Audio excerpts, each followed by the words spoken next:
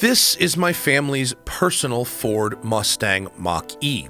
It's a toaster, a blender, a characterless egg painted an uncharacteristically deep shade of iconic silver, an example of how every single year Ford picks one color from the palette to execute in a drastically higher quality than all their other paint schemes. The quality of this paint rivals what you'd see on something like a Mercedes S-Class rather than the sad, shuddery Escape I rented last week in Miami. My wife and I decided on this Mach-E, which we never refer to as a Mustang, after testing an early example in 2021 and finding it to be a delightful in-town runabout. Ours is a premium, long-range, rear-drive version, which, in sunny California, is exactly the one you want. If you're interested in how I think our Mach-E drives compared to a real Mustang, we made a video about that. We also made a video of our initial impressions, and then of our impressions of owning one after a few months. We are unsure if the problem is the tablet, the car, or the phone. As well as a video with the much quicker but no better GT variant. You can see those links in the video description. We took delivery of this car in March of 2021, and it is a very early production example, one of the first few hundred built. I'll get into why this is important later. But it's been 2 years and over 16,000 miles in the Mach-E, so let's see how it's coming along. Zack and I are taking a road trip from Los Angeles to Tempe, Arizona, a suburb of Phoenix, just over 400 miles each way. The kind folks at the hilariously named Mullet Arena have comped us a Skybox to see the machine himself, Bert Kreischer, and that is a good reason as any to drive 8 hours each way and risk the frustration of the public charging network in the process. Pulled a muscle in my back last night. Oh no. Cooking dinner. No way. Welcome to your 40s. Leaving LA with a full charge, I can expect, based on experience, to get 290 miles if I drive at a speed that I will not be driving, or about 230 miles at the speed I will be driving. We loaded up some podcasts and left LA early to beat traffic across town. This drive is not interesting. Excluding pulling off to charge in the arena parking lot, there are fewer than 5 turns on this entire journey, giving us plenty of time to ponder the ups and downs of Ford's attempt to build a better Tesla. Folks, today's video is brought to you by Jegs. They have been around since 1960, and if you know anything about cars, you have heard of Jegs and Jegs.com. I have personally given them thousands, maybe even tens of thousands of dollars over the years in parts for my Corvette, Mustang, tools for my garage, tools for here at the shop, automotive car care products, and more. They are the go-to, built by racers and for racers, but not just racers. For enthusiasts as well. They pioneered an American muscle, classics and modern, but that's not it. They've got parts for imported cars. They've got parts for modern cars. They've also got tons of tools, supplies, and products for your home garage or your professional garage. And right now, they are running a bunch of deals. Here's some of them. Free shipping on all orders over $199. Right? You've got unrivaled experience from the techs on the phone, helping you make sure you get the right part and tool that you need. If you text WHEELS to 36727, you can save $100 off your order. If you sign up for their email, you can get lots of exclusive deals sent directly to you. Hit the link in the video description. Thank you to Jegs for giving us some of the money back that I have given them over the years, and enjoy this video. What struck me about the Mach-E when I first drove the press car and then now with my own car is how well made it feels. The panel gaps are really tight. The door slam is really solid. The whole thing feels very tight, very substantial, assembled well, and the materials inside are very premium feeling. And none of that has changed in 16,000 miles of ownership. In fact, for the most part, my car looks as good as the day it left the lot. The leather barely shows any signs of wear at all. The carpets look nice, and the screen is remarkably resistant to fingerprints.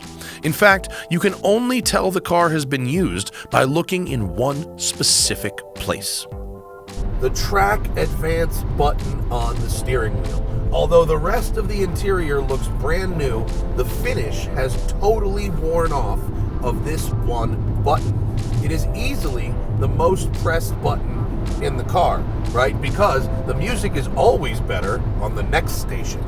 Ford has updated sync several times since we've had this car, the interface improving incrementally each time, and the self-contained systems work really well. We love the fact that you can intermingle AM, FM, and Sirius presets in a large grid that you can see all at once. We love that you can customize the home screen with preferred bits of information, and we love the simplicity of changing the profiles from one driver to the next. We use regular key fobs, not the phone as a key feature, because the fob is dead to nuts reliable. But there has been an ongoing issue that Ford has struggled to really solve effectively. CarPlay. I love CarPlay. I use it all the time. I'm an Apple phone user, and therefore a smooth integration with my car is very important. Plus, in Los Angeles, an enormous grid, there are virtually infinite ways to get anywhere, right? It's really just about where is traffic not a disaster right now. And so that means I'm almost always trying to run Waze to show me the best route across the city, right? So it's very important. I use it even when I know how to get to where I'm going, because there could always be some kind of disaster. But 1 out of 10 times, the car just will not connect to my phone. Totally inexplicable, no idea why. Other times it'll take 5 or 10 minutes of driving for it to connect to my phone. If my wife and I get in the car and we both have our iPhones, the car seems to randomly choose which phone to connect to, even though there is a clear hierarchy established on the car's MMI of which phone to look for first. It's very random and sometimes infuriating. And of course, it always seems to happen when I really need it to work, such as at the beginning of a long road trip, or when I am going to have to make a bunch of calls in the car, or when I really need ways to sort out my traffic situation for that particular drive. It's infuriating. Admittedly, this is a lot of screen time for one issue. But if your car is going to be a computer, which this car basically is, we have to critique it like a computer. And as great as CarPlay is when it works, it makes me sympathetic to why Tesla, Rivian, and Lucid just don't bother. And this isn't the only electronic issue. Of course, in an EV, aren't they all electronic issues? Occasionally, if the window was down and you'd raise it using the one-touch function, it would get to the top and then bounce back down, and you'd have to manually hold the switch to raise it all the way. We've had to have the dealer reprogram that a couple of times. Additionally, we've had some trouble sometimes with the Ford Pass app connecting to the car, either to show our charge level or to use the remote start functionality. These issues are inconvenient and mildly annoying with a new car, but they've never kept us from driving the car as needed, and they've certainly never left us stranded anywhere. Speaking of driving, I have very few gripes with how the Mach-E actually drives. It's incredibly quiet, it's smooth, the regenerative braking is programmed beautifully, scrubbing speed at a consistent, predictable pace. The steering, though totally Logitech, is light and direct, and much better in the rear-wheel drive variants than the all-wheel drive ones. The ride is slightly unrefined compared to higher-end luxury vehicles, but the magnetic ride shocks that come with the GT are too stiff for everyday use and not a preferred upgrade. At this price, for our needs, city, highway, not canyons, I really couldn't ask for much more than the Mach-E from a dynamic perspective, except... Who programmed the auto emergency braking in this thing?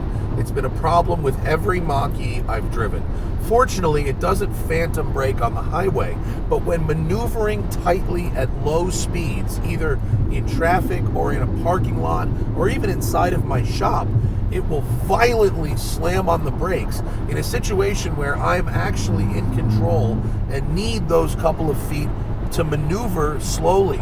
And then once it grabs the brakes, it holds them solidly tight, not letting go, for 2 to 3 seconds, which feels like an eternity, and it disconnects the throttle so you can't move the car out of that situation quickly. It has the potential for stopping you and freezing you in a dangerous situation. You can't talk about an EV without talking about charging. Fortunately, I am fortunate. I have a house with a spacious driveway and a level 2 charger. I also have this beautiful shop here called Westside Collector Car Storage, and we also have a level 2 charger. Because 90% of our driving is within the city limits, we charge the Mach-E overnight about once a week. It's no big deal. It barely registers on our electric bill. That may not be the case for everyone, but I am the right type of person to have a car like this because it fits my existing lifestyle.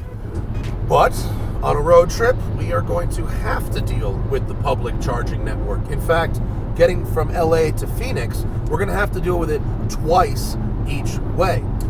I've driven to Vegas, San Diego, Palm Springs, San Francisco, and charging has never been seamless out in public. So here we are, about a third of the way to Phoenix.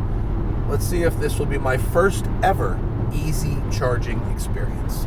We're using the onboard GPS today rather than Waze or Google, which features some route planning. It says we can get a fast charge here. As I predicted when I left the house this morning, full charge indicated 300 miles of range. We are arriving at the charger after going about 150 miles with 106 miles of range. So at the speed that I intended to drive to make my life pleasant, which may be above the legal speed limit, but is certainly not outside of what is morally correct in this state, range goes by faster. You use more energy. The last time I was here was in a Lucid Air, which is capable of charging at 350 kilowatts. And I was very excited to use a 350 charger and get 350. And that charger was delivering 75 kilowatts. So I had to sit at this Walmart for a lot longer than I really found ideal. Hyper fast 350, it says. Boy, is that presumptuous. I've got Ford plug-in charge with this car, which means that I shouldn't have to do anything. The car is connected to my credit card, is connected to Electrify America. You should be able to plug it all in without doing anything else and just go. I bet $10 that doesn't happen.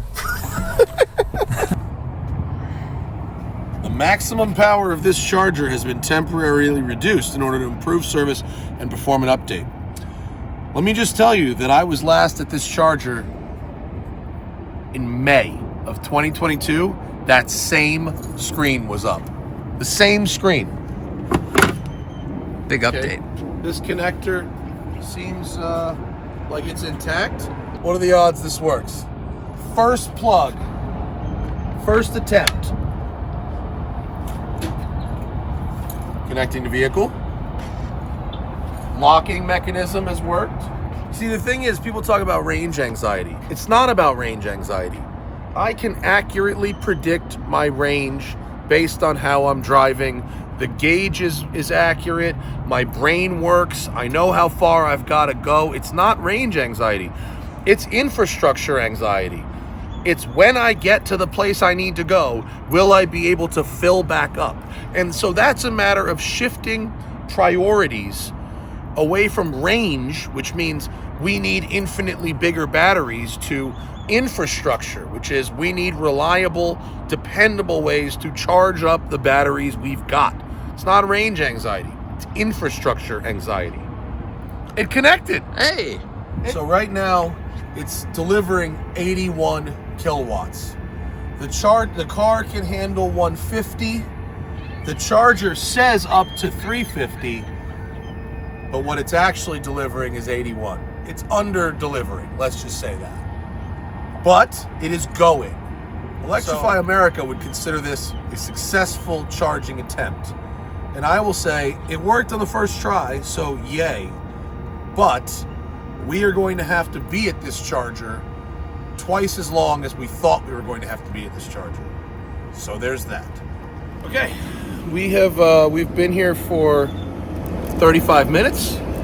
We now have 86% charge. We've added 46% to our charge, which is less than the charger could be delivering, but more than we need. We now have 225 miles of range, and we only have to go 120 miles to our next destination. Our final destination in Tempe, Arizona is 260 miles. And so even if we sat here until the car was 100% full, we would then have to drive very conservatively for the next 5 hours. So this was going to be a 2-stop trip pretty much no matter what. Ford is very proud of their Blue Cruise technology, a hands-free Level 2 advanced cruise control that, under a certain operational design domain, allows you to take your hands off the wheel. Ford is regularly 3D mapping divided, well-marked highways where this technology can be enabled, and the car informs me when I have entered such an area and it can be used. In theory, on a long freeway drive across the desert, like this, I should be able to use Blue Cruise like 95% of the way. But the reality isn't quite that. Yes, Blue Cruise does work when the road is straight, clear, divided, and well marked, such as the 10 freeway crossing the western part of Arizona like we're on right now. I'm using it hands-free. It indicates on the screen as such, and it can handle this task just fine. But it is surprisingly inept at dealing with curves. And I'm not talking about making turns or even a windy mountain road. Even gentle bending sweepers on the highway can cause this thing to ping pong back and forth. And it's kind of stressful, actually. In fact, in a lot of ways, because I can't do anything else but monitor the system while I'm using it, I might as well just be steering and using Ford's excellent adaptive cruise control. You can't check Instagram or read a book or totally zone out. You got to be eyes forward, ready to take over. Now, Mercedes has their new system, which is a Level 3 system, and in certain cases, mainly low-speed bumper-to-bumper traffic, you can zone out, read Instagram, or read a book, and Mercedes will take responsibility for what happens to the car when it is activated. They are first to market with that technology. This works, just sometimes. Here we are, Quartzsite, Arizona, Electrify America at the Love's Travel stop. We have 137 miles to get to our hotel in Phoenix, 78 miles of range on the car. I plugged up to a 350 charger. Well, let's see if I can get the full juice out of this one. Good vibes.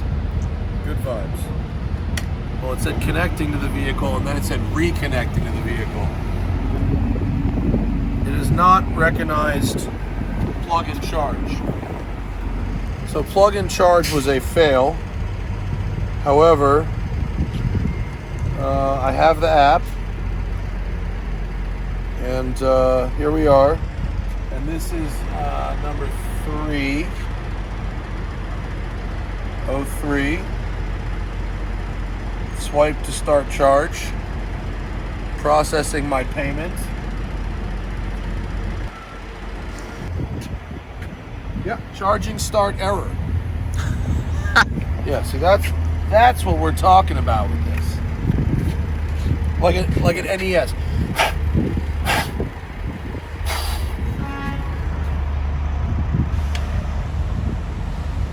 Well, I just heard it make the lock sound, so that's good. It said reconnecting the vehicle. That's not good. Like this should just not be a thing. The app says nothing because it's still on. Look, it says reconnecting the vehicle. It's just not. It has to connect to the car before anything else happens. Okay, so now I'm on the same screen as before. Now I'm back at the app. Swiping to start charge. It says initiating charge. Oh, wait. We've gotten further than before. Initiating charging. Welcome, Matt. Okay. So it has recognized that Matt is here. It's charging. It has started. It only took 2 tries, I think. It is going. 118 kilowatts. We're going to make it to Phoenix.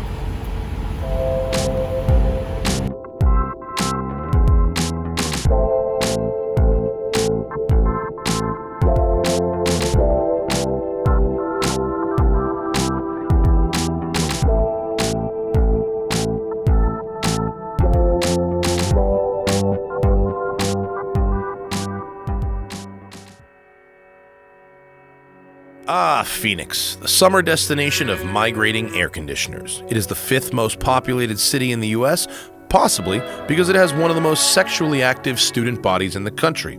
We arrived to our hotel with over 90 miles remaining, which averages to, as predicted, around 240 miles per charge on this road trip, driving at a pace that we saw fit.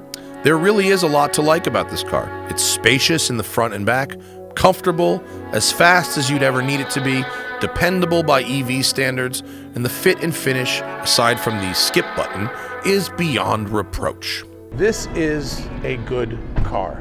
It's been really, really great. There have been some issues which we've gone over in this video. There were a couple recalls which I took the car in and it spent a few days at the dealer getting it worked out. There was a motor recall that didn't personally affect me. They had to replace the panoramic glass roof glue because it could come unglued, and other than them doing the work for a day or two, it didn't affect me. Now, this car in particular was part of a very early batch of 2021 model year cars, the first couple hundred cars delivered, and as such, it had a very unique set of teething problems, something that in talking with other members of the Mach-E community, newer cars, 2022 and 2023 model year cars, do not have those issues. So I am confident that whatever those issues are with my early 21 build, they have mostly been sorted out. And I've recommended these cars personally to some of my friends, all of whom have reported back that they enjoy them. And if you ask me, I would buy another. I would. It's worked for me and my family. Now, we are here at the arena. We found a charger in the garage because after all, we have to get home after this. And let's go see some Bert Kreischer. We at TST don't think you need to give up your gas car if you don't want to. Personally owned EVs with giant batteries are not going to save the planet. You'd make more of an impact by giving up meat. TST wants you to drive the car that makes you happy. And while it's not replacing my Boxster for the fizz or my 35-year-old Lamborghini for the wow factor, this is an everyday car that works better than most gasoline cars while sitting in LA traffic or driving a couple hundred yards at a time from light to light. As we've proven in this video, it is acceptable, if not perfect, for the occasional road trip. It's a fridge. It makes my life easier without asking too much in return, and in that way, the Mach-E is, as my old friend Carl Ruiz would say, an egg, but a good egg. We did it, everybody. The cannonball runs over. We brought it. Done. Yeah. Done. That's exactly what we did. Cheers. Let me kill my drink. And remember, always fight your tickets. Use code TST10 on the Off the Record app available in the Android and iOS store, or go to offtherecord.com/TST.